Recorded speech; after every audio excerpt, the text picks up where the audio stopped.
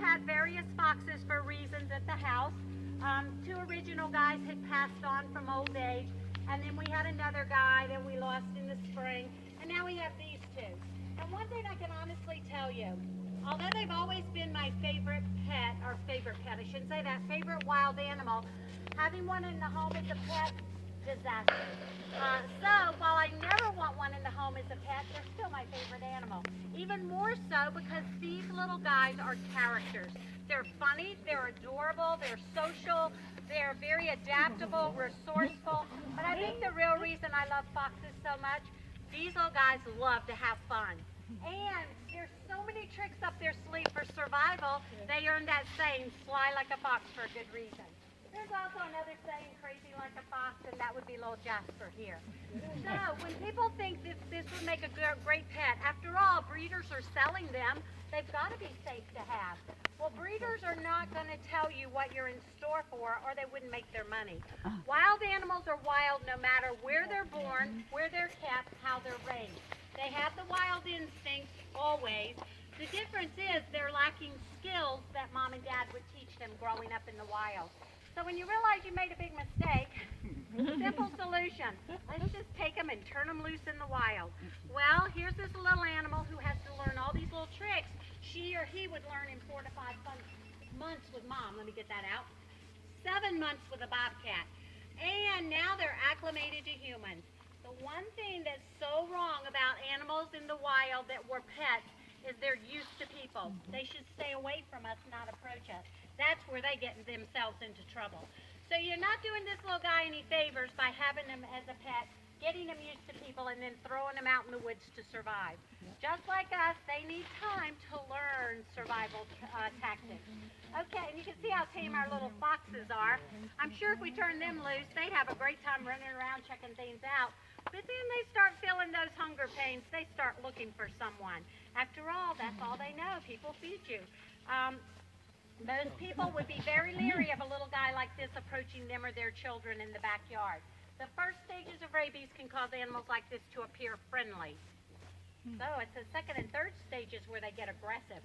So just keep that in mind. Just because a wild animal's approaching you in a friendly manner doesn't mean he was a pet. He could have rabies. So you see where that problem lies. Most people would destroy this little guy in their backyard. And then if you call the state in, there's a fox acting really weird. He appears friendly. The state's going to think rabies. Trap the little guy, test him for rabies. Unfortunately, that means destroying him to do it. And then when the tests come back negative, oh, he didn't have rabies after all. He must have been a pet. Too late to tell this little guy. So you can see, there's a saying, don't try this at home. It works perfectly here. But I do have to say, these little guys are adorable, very, very friendly. Okay, so our little guys are here now to educate people about them. I think we all like to see what we're learning about, and hopefully you go away with one understanding.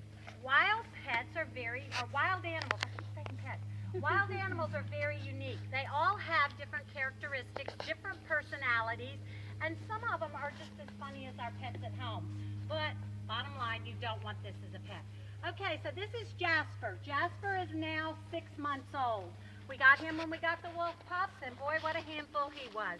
It was so bad. He was so hyper and so active that we finally introduced him to the wolf pups, hoping they would wear him out.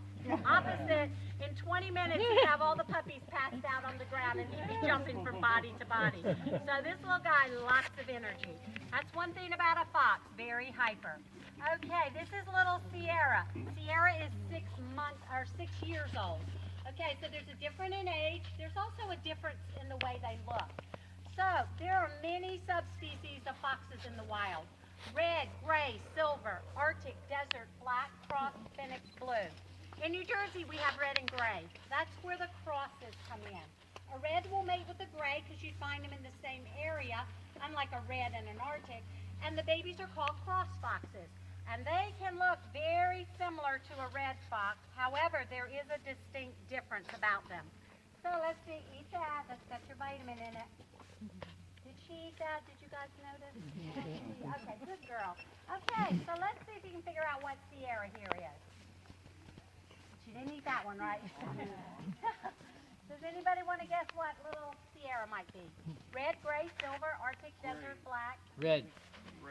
red, mixed, cross. Yeah. All right, now, while I do get different answers about her, years ago, everybody said the same thing. She is red because she was red. But look how sunny it is here. She's out during the day. Normally, red foxes are nocturnal. They stay in the woods on a hot, sunny day like today, but when they come out, and they have been doing that often, foxes are so adaptable, they realize people take over territory, food's hard to find, come out more often to hunt.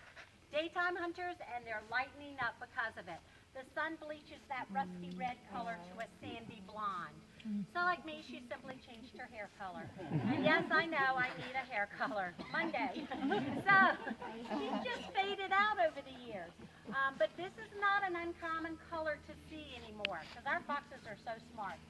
Here's your true test. What's that little guy? Gray. Jasper, come here. Gray. Silver.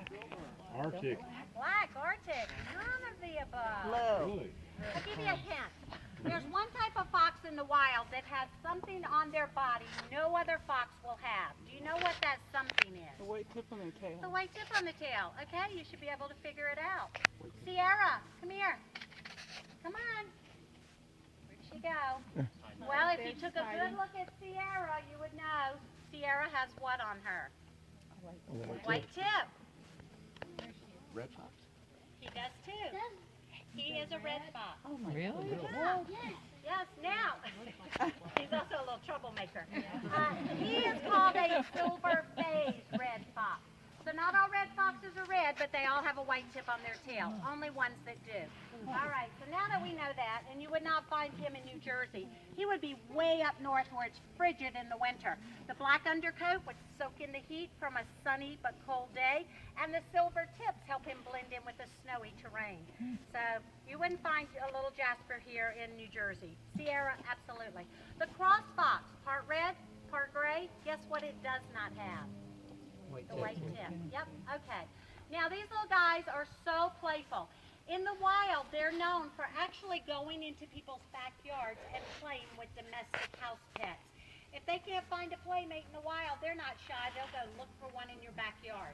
So friendly dogs, friendly cats, they'll interact with. However, you really want to be careful about the cat.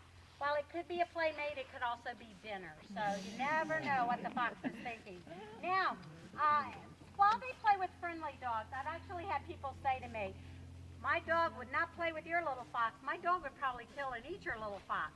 So guarantee Jasper here wouldn't play with your dog. But he's going to know that that dog's nasty and aggressive, so he'll sit at a distance and watch him. And what he's trying to do is figure out how to mess with him. So they're very mischievous. These little guys have not been known to watch a dog on a chain in a yard long enough to see how far the chain reaches, because now he knows just how close he can get. He'll stay a foot away from that dog's face, chattering in his face, swishing the tail back and forth, running complete circles around the dog, knowing the dog can't reach him. And of course you might think, okay, he's going to really agitate that dog. What if the dog snaps the chain and gets loose? No problems. This little guy, excellent hearing. He'll hear that chain snap, and in a blink of an eye, he can take off. Because they can do short sprints of 45 miles an hour, jump 6 to 7 feet high straight up in the air, and literally run up a tree to get onto a branch for protection. So he'll get away. Now, they are known for playing with kids' toys and pets' toys in people's backyards. Because of that, wildlife biologists say it's not uncommon to find a fox den full of human things. Toys, newspaper, shoes, tools, you name it, they like it. They're going to take it home with them. So they are little thieves, in a nice way, I guess. All right, now there's even a video on YouTube. Jasper, come here. If you haven't seen it, you might want to pull it up. It's been out for a couple of years, and I think it just sums up the true characteristic of a fox. You coming up? Come on. Usually he'll come right up. Not today. I know it's too hot. Usually he'll jump right up. Okay, so what are these two foxes doing in somebody's backyard that's so cute? Jumping up and down on the kids' trampoline, having the best time ever. Now, my guess, knowing how curious foxes are, the little guys were probably out in the woods and heard the kids laughing and playing. Well, they love to play, so I'm sure they went to see what the kids were doing. saw what they were doing, I bet you one fox turned to the other and said, "Oh my gosh, we have got to do that. When those kids get off, we're going on." So they do enjoy it and having fun. All right, but it's not all fun in the wild. It can get very tough and very serious really quickly. I think they're going to stay in the shade. It's getting hot for them. Do you notice the winter coats on our foxes and the tails? Not a good sign. Unless you like frigid cold weather for the winter. Okay, so, where was I? Survival. Foxes have so many little tricks for it. One of my very favorites I always tell about, because I think this sums up how brilliant they are. Foxes are the only animal in the wild, they say, that has figured out a trick for removing fleas or parasites off their body. They first find deep water and a big stick. Hold the stick in their mouth so it's evenly balanced and wade out into the water. As he goes deeper and deeper, the fleas will move higher and higher till finally he's driven them all to the top of his head.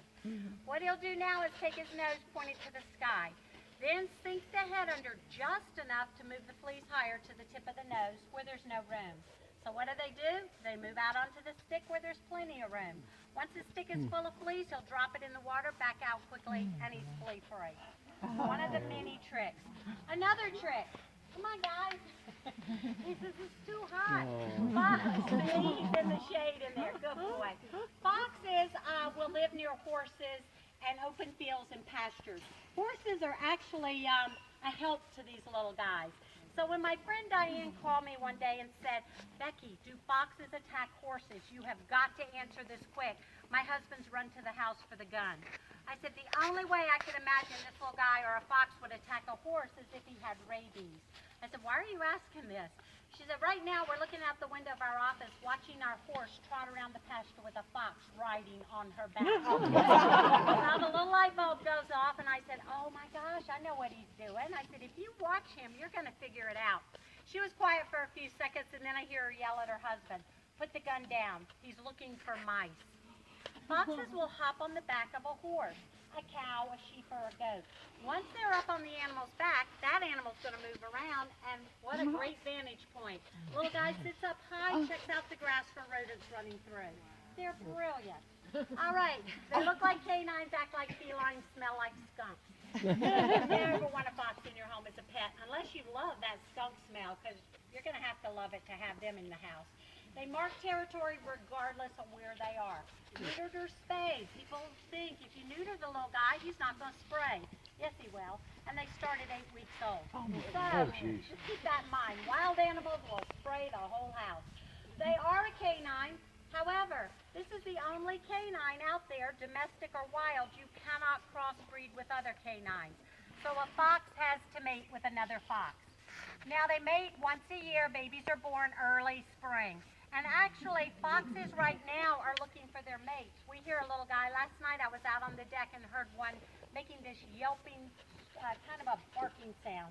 So that's a mating call. Also they scream, which can be a mating call as well.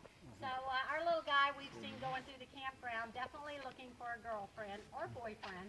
But anyway, so a fox can only mate with a fox. Now the babies are born early spring, stay with mom and dad till they're 4 to 5 months old. Baby foxes are so smart, they can actually live on their own at 3 months old. So really smart little guys. 9 months is when they're mature enough to take on a mate. Okay, and the last thing about these little guys, sounds. Every day, everybody says, "What does the fox say?" I'm going to tell you what they really say, okay? They cry like human babies, chatter like monkeys. Sierra can make a sound that sounds like a tropical bird singing. It's amazing when you hear it. A little bark is a warning sound, so it's a very sharp, shrill sound. But the one sound these little animals make that is absolutely horrifying, and I think has had more people run to the phone to call the police, they scream like women. It is a blood-curdling sound, absolutely terrible. In fact, our police department said to me, "Oh yeah, we get those calls quite often. We pretty much know it's probably a fox, especially if we ask the people if they had foxes in their backyard recently." And then, of course, we ask people if they moved from the city out this way. And know when they say yes, they just don't know. Wild animals make some pretty horrible sounds. I'll give you 2 examples of screaming. There are many. Let's say this little guy is hunting his favorite meal at night, rabbits.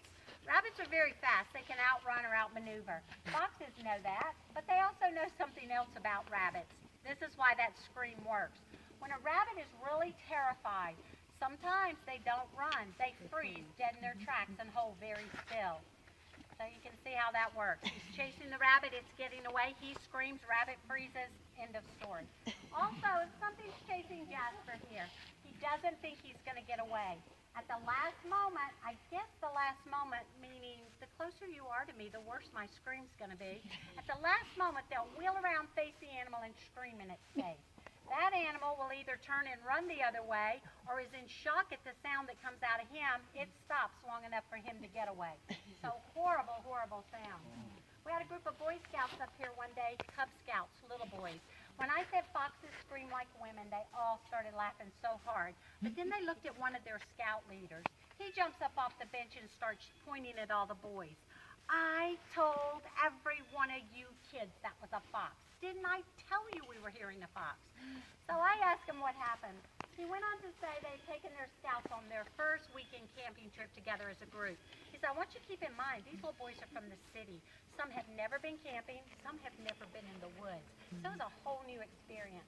Well, everything went great till 2 o'clock in the morning when we were sound asleep in our tent, and we heard it. The most horrible screaming ever right behind our tent. He said, now, growing up in the country where my mom raised chickens, I knew that sound immediately. My mom used to lose lots of chickens. He said, but I figured those boys must be terrified in their tents. I better go tell them what it is. As I leave my tent to do this, every one of the kids you see here is running so fast past me to the cars, not a one of them heard me say it was a fox. They were so terrified they were in the cars, doors locked, windows up. That's it. We are leaving the woods. Nobody heard me tell them it was a fox. Well, one of the little boys turns around and looks at me about that time, and he goes, no, lady, we all heard him say it was a fox. We heard him, but we know it wasn't a fox, because we know what it really was. It was a grizzly bear in the woods behind our tents killing the woman. That's what it was. You know, boys, I just had to do it. I said, you know, boys, I really got to tell you how this whole story really bothers me. They're looking at me. I said, here you are, Boy Scouts. You hear this poor woman screaming for help, and instead of running out trying to save her like I would expect Boy Scouts to do, you guys are running to the cars and leaving her. What kind of Boy Scouts are you? Well, this same little boy turns around and looks at me and he goes, lady, seriously? If you had been in the woods and heard that woman scream, well, you would have known just like us. It was way too late for that lady, not us. We didn't have to know before it was. So they ran. Okay, we going in? Come on. Let's see if we can get them in. Bring out our bobcat. Come on. Let's go, Jasper. Come on. Let's go.